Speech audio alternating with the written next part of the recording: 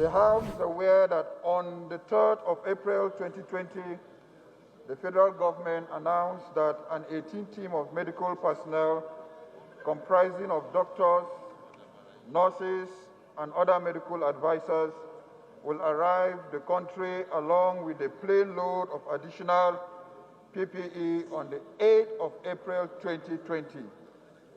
A 15-member team of Chinese medical personnel arrived in the country to share their experiences in fighting COVID-19 pandemic and were received at the Nnamdi International Airport, Abuja, by some government officials, including the Minister of Health.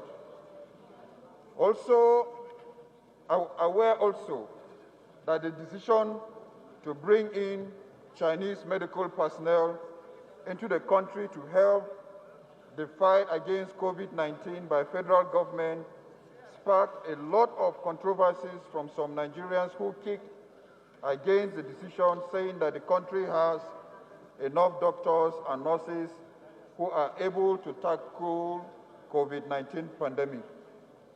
Further aware that in response to the controversies, the Honorable Speaker, Right Honorable Femi Gbajamiela, convened a meeting between the leadership of the House and Minister of Health on 7th April 2020.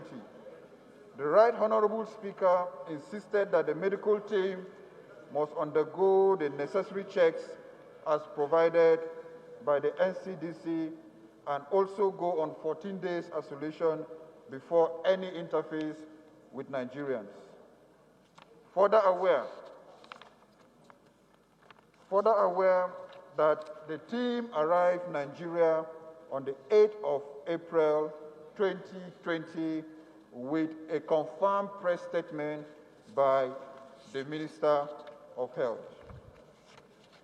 Concerned that contrary to the earlier statement of the Minister of Health on the 14th of May 2020, in a new twist, reportedly told news reporters not to bother his ministry over the whereabouts of the Chinese medical experts who came into Nigeria to support the fight against COVID-19. While responding to questions at the Daily Presidential Task Force on COVID-19, the Minister of Health said the medical personnel are not guests of the federal government, but CCECC, a construction company. The minister went further to say that I want to explain that first of all, I think not all of them are doctors. And I heard that some of them are technicians, but they are staff of CCECC. The Ministry of Health is not their host, so we cannot always explain what happened to them or their whereabouts. The Minister of Health also noted that there seems to be a lot of interest in the doctors, but they are staff of a company. I'll be very happy if you do not ask me where they are. And further said, as they are unaware of the location of the 15 Chinese nationals who recently came into the country. Notes that following complaints of concerned Nigerian citizens, it is incumbent on us to duly investigate this issue, as it is our duty as lawmakers and as representatives of our constituents. And not only that, the leadership of the House have already put its interest by confirming to Nigerians.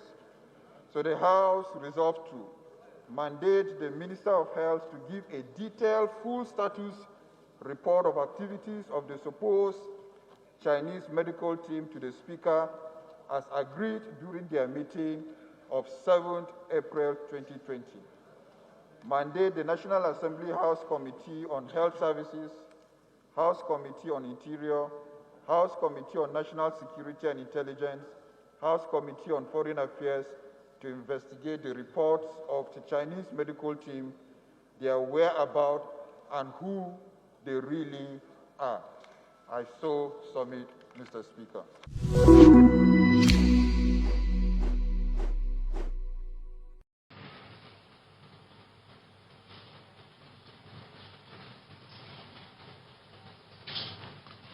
Good evening. We greet you all once again, and we must forever appreciate the very, very active, inquisitive, and curious Nigerian journalists who we want to get into everything and expose everything. It's good for a democracy, and we thank you for it. Indeed, 15 Chinese nationals came into Nigeria on the 8th of April this year. And from everything we have heard and said, they were here on the bill of CCECC, a Chinese company working in Nigeria, doing some work for us in several places. And in conjunction with some Nigerian companies, agreed to support us in the effort to respond to the pandemic. At IDU, they participated in retrofitting and equipping the isolation center there. They equally worked on the dome project that was handled by the NNPC consortium in conjunction with this day. And the lead company in the NNPC consortium is Sahara Energy.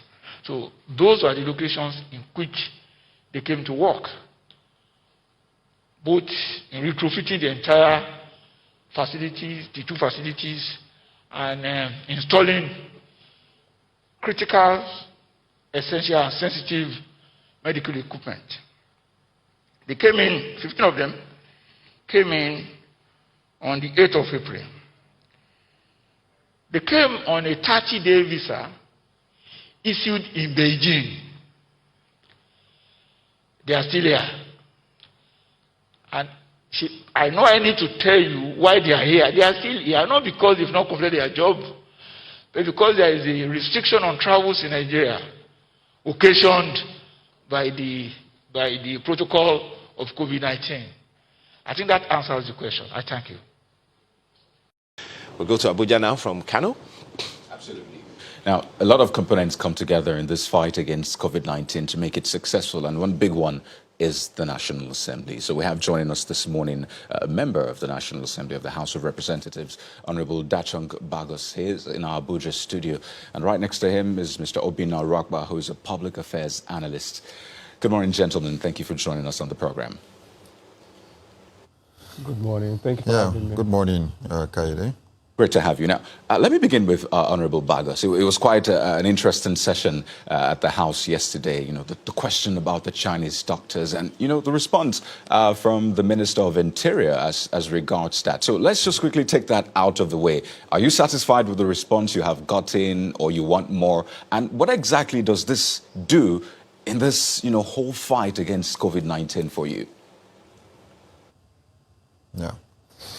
Yeah, well, I'm not satisfied with the explanation of the Minister of Interior because if you watch his explanation, he said the Chinese doctors were part of installation of some of the equipment at the Dome Center. So is it that the 15 Chinese doctors came to Nigeria and all of them turned to technicians to fix equipment at the Dome Center? No. So a lot of inquiry will need to be carried out by the House. If you see the motion that was adopted in the House yesterday was sent to about 3 relevant committees, committees on national security, foreign affairs, interior, and health, because we want to, as a House, we want to ascertain to know among the 15 people how many are doctors, what kind of doctors are they, and want to really know how professional they are to come into Nigeria to help us in the fight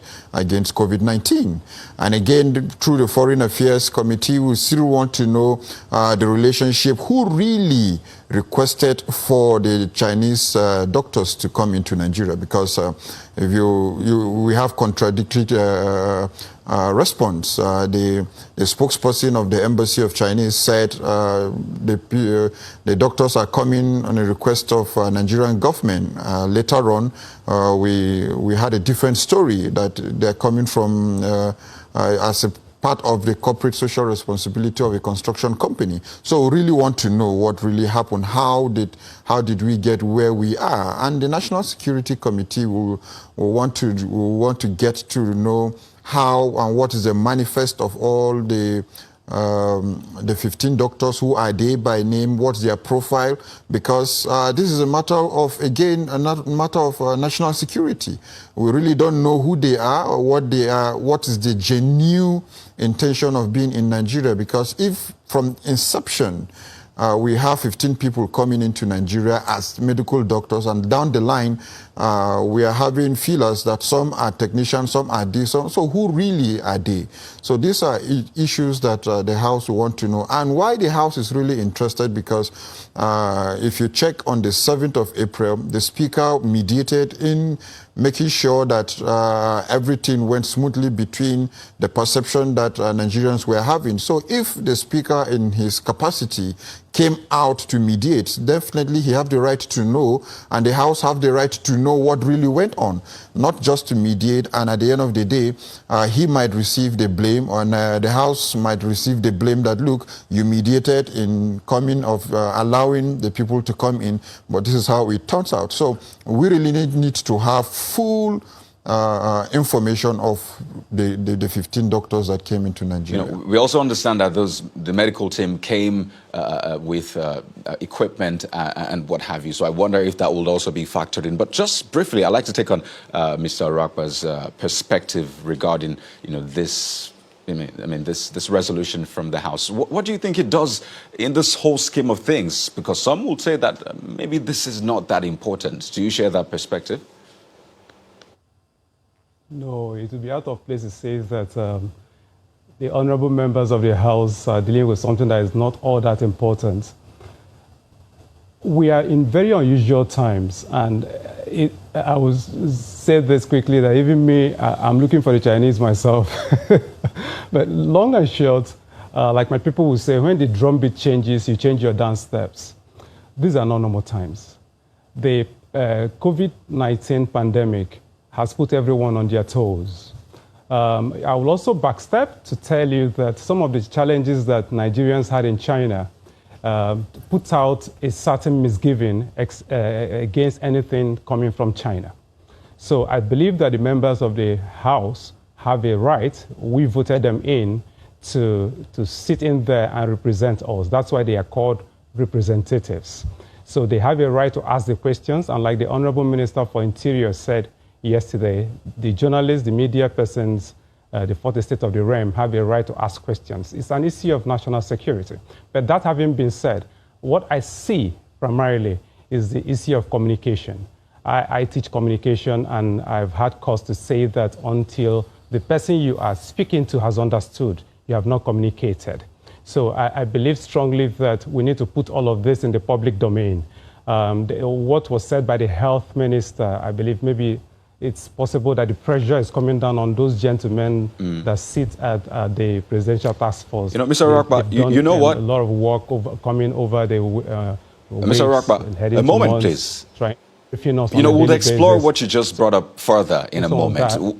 If you can hear me, I'd like you to hold your thoughts for a moment, please. We'll explore that, definitely. You've raised a major issue, but we need to go to break. And when we return, we'll explore what you have brought up and talk about, you know, the stimulus package, this extension of the easing of the lockdown, and some other major issues that have come up during the course of our battle against COVID-19 in a moment.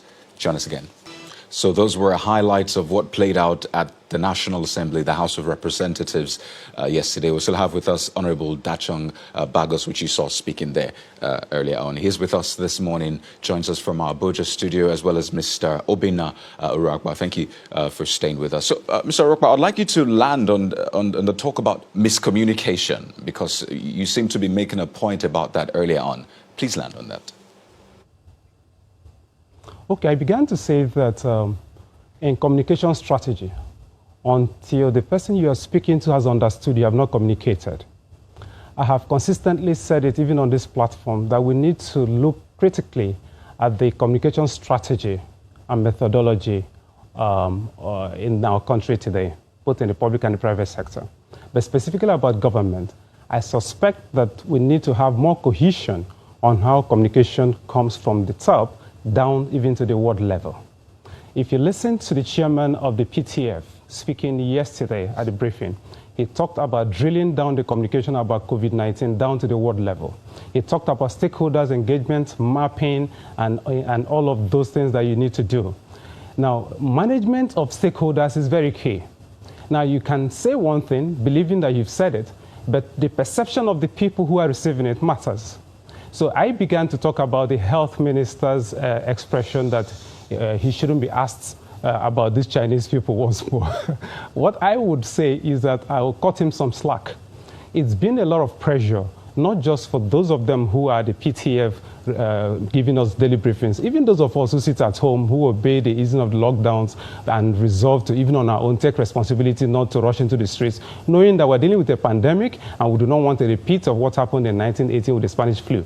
What I suspect by saying do not ask me questions about the Chinese is that at the point, like the Honorable said, the government said that this was an offer that was given to Nigeria by the Chinese. At the point, the representative of the Chinese embassy spoke and said that Nigeria had supported them at some time and it was time to reciprocate. At the point, the government said that these persons are coming in to help support the fight against COVID-19 by installing equipment and doing trainings and all of that. At the point, we were told that the CCECC, the construction company that has been here for over 25 years helping with the infrastructure, the railway infrastructure and all of that, was the one that was hosting them.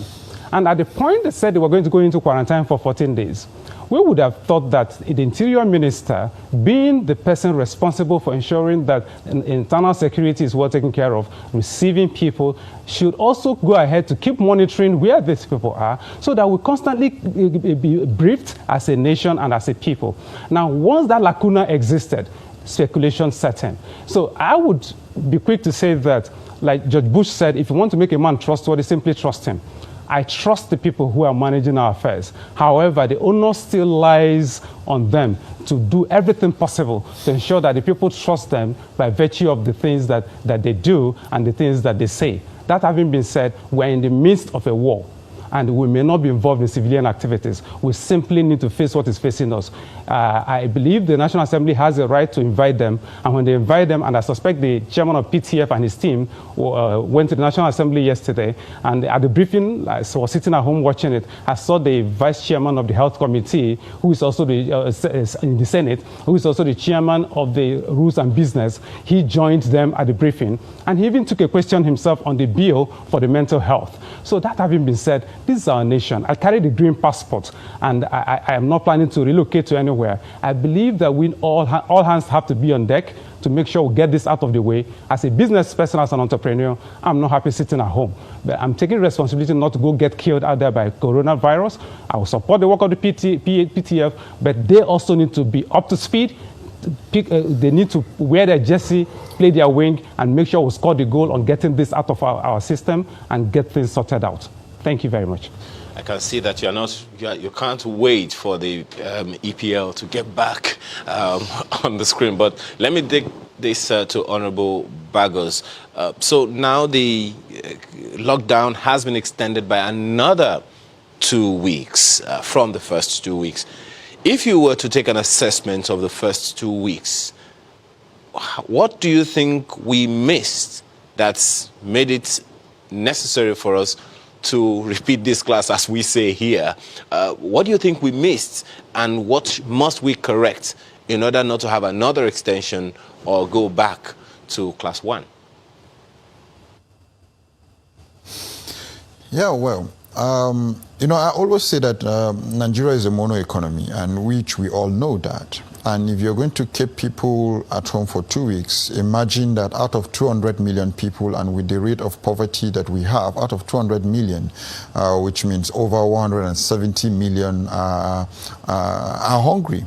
So first of all, we must be able to ascertain how are we going to take care of the 170 million people, which is very important and paramount. A lot of people go out in the morning to get what they will eat in the evening. So if you're going to keep them at home for 2 weeks, that should be your major priority, because you cannot quantify the damage you will get from people being infected with the virus in terms of death and treatment by what you will give them at home to eat. So major concern should have been, what kind of palliative will you give people that will take them for 2 weeks? We have seen palliatives in other forms that will just take somebody maybe for 24 hours, and that has been a very serious issue.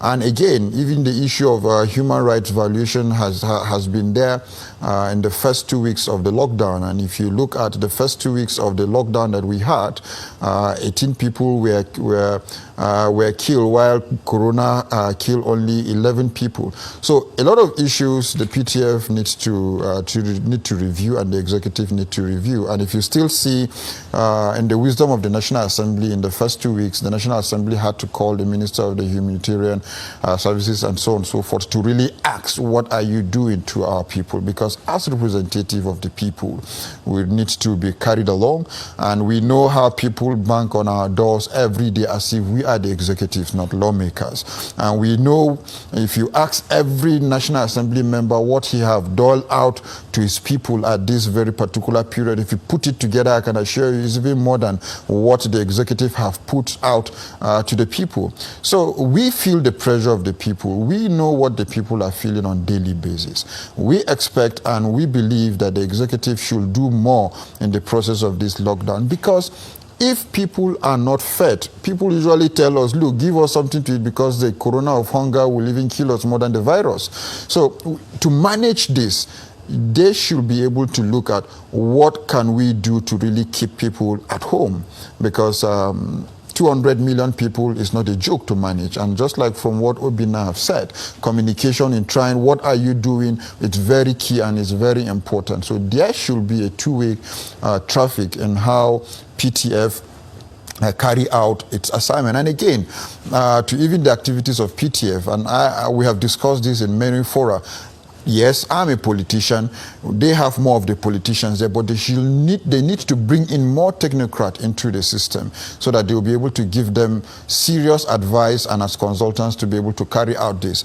But if they carry out the assignment with the political mind, then definitely we'll always and only have it as politicians. But more technocrats need to come into this, into the management of COVID-19, so that it won't just be seen that politicians are the ones managing the issue. So I think a lot needs to be done. Mr. Rapper, do you agree that the absence of, well, maybe inadequacy of some of the inadequacies we have seen may be because we do not have enough technocrats in the working with the PTF? Do you agree? To some extent, yes. I would not be doing justice to this discussion to say I disagree. However, I believe strongly that the gentlemen and ladies that are in that committee are patriots, and they come from a background. A bit of what I think I'm seeing, the health minister himself, obviously, honorable, I believe, should be a doctor, should be a medical doctor, you know, so he comes from that health constituency. I also believe that the NCDC man who is there comes from that sector also. So these are persons who play in those sectors. But I agree with him that we should involve more people. There's also an issue that Honorable may need to bring up, because he is representing us, the issue of women.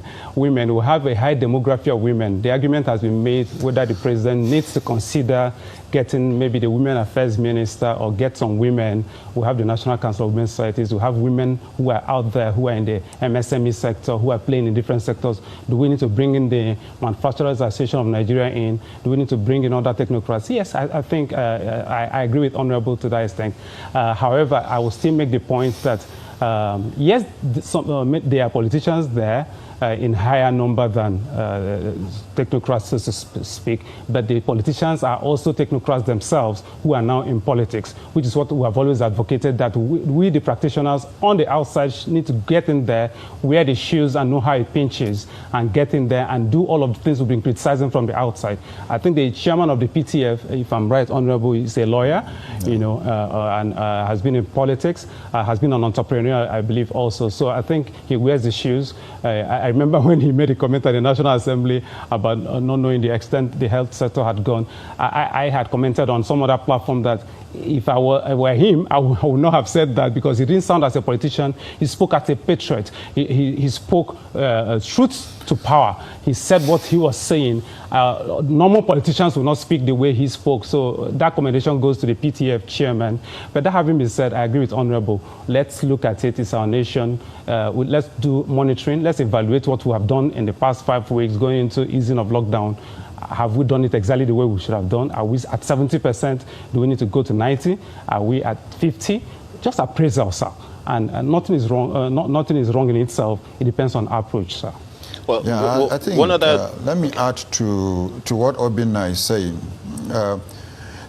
You see, I would love to see in the next briefing to see someone like the NAFDAC DG telling us what are they doing in terms of local content of getting either the vaccine or the herbal medicine, or what have they certified. Has NAFDAC certified most of the equipments that are coming, especially in terms of the drugs, or in terms of even the test kits, because you have a lot of issues. NAFDAC needs to come to PTF to tell us what they are doing in time to certify this. For instance, the president of Nigerian Medical Association needs to come and to be part of PTF. Come and tell us how are the health workers in the front line are faring. So a lot of people.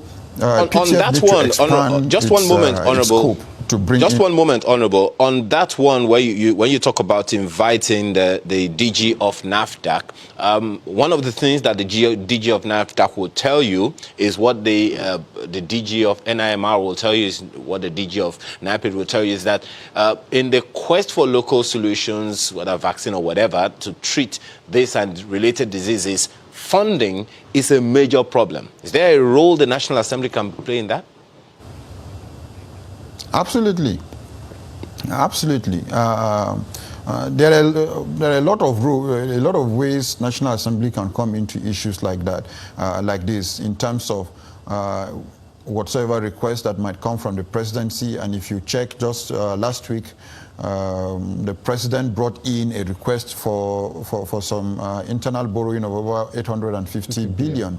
So a trillion or so. So a lot of things can be done by the National and from the National Assembly in terms of funding in any area. But it's left for the executive to bring in a proposal to the National Assembly, which it is.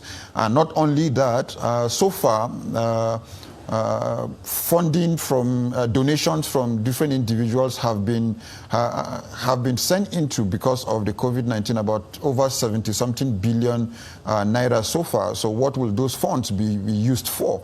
So a lot of things can be done. When it comes to funding, let's know what the executive needs to do and what they need, so that we'll be able to solve this very problem. So the issue of funding shouldn't arise, but have they requested, or have they brought in proposals to the National Assembly? What have they done with funds that are available as donations from individuals? So these are issues that the PTF really needs to look into, explore other avenues. The National Assembly is always there for Nigerians, because we can't have a proposal that will solve the problem of Nigeria and will not act upon it. And again, definitely oversight from the National Assembly will definitely come into play, jokingly you see people making some posts that after COVID-19, post-COVID-19, you will see National Assembly investigating COVID-19 funds spent or so on and so forth. But that's the reality of the matter, that whatsoever funds that the National Assembly is going to approve towards COVID-19, definitely there will and there must be oversight. I was quickly going to ask you about the stimulus bill. We've talked about that largely, but we've not heard anything about it. So in about a few seconds, what is the update on that? Yeah, well, the stimulus bill, as it is, you have to get concurrence from the Senate. The Speaker is working on that to see how we can get the Senate passed through that. And once the Senate passed through it, it will now get to the President for assignment. So once that is done, the stimulus bill will come into action, because the stimulus bill, it's a legislation that will really bring succors to the economy, in terms of trying to see how people will get some of those things, issue of the tariff that we're talking of, issue of importing medical equipment and so on and so forth. And these are issues that the National Assembly has been working on even before the COVID-19 issue became serious as it is now. All right. So on a final note, Mr. Urakpa, as we wind down, we are in the first week of the extension. We're looking at another week. We're not exactly sure what would happen after this. And bear in mind that, I mean, the figures we're seeing now, some will say we've not even started seeing the figures from the previous lockdown, because there's a 2 days to 2 week period of incubation for COVID-19 and the whole testing. So what is that singular thing that you think we need to put in place so we can exit this phase and move on to the next phase? It's very simple. Ownership consciousness. Every Nigerian needs to take ownership of this process. And like the chairman of the PTF said, and I heard him clearly yesterday, every Nigerian needs to take ownership. I like the fact that just yesterday, the public relations practitioners of Nigeria offered their services.